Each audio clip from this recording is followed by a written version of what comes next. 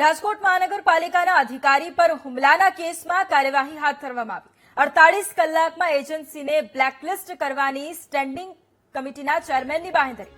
Patel construction નામની એજન્સીને blacklist કરવા RMC એન્જિનિયરોની માંગ હતી। મોટી સંખ્યામાં આરએમસીના એન્જિનિયરોએ કાળી પટ્ટી બાંધી અને વિરોધ નોંધાવ્યો છે। ધવલ ગોલાણીયા નામના એન્જિનિયર પર કોન્ટ્રાક્ટર મનીષ બેકરિયાએ હુમલો કર્યો હતો, જે બાદ હવે કાર્યવાહી કરાઈ છે।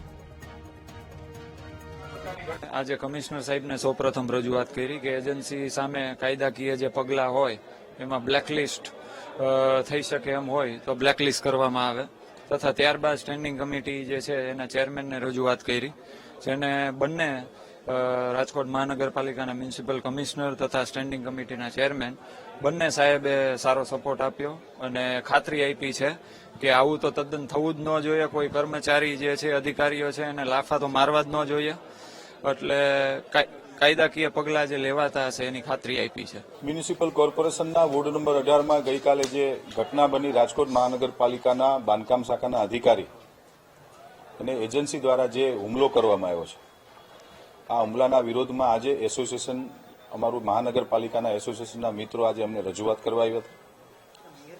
ભારતીય બંધારણમાં ક્યાંય એવી કોઈ જોગવાઈ નથી કે કોઈની ઉપર આપણે હુમલો કરવો।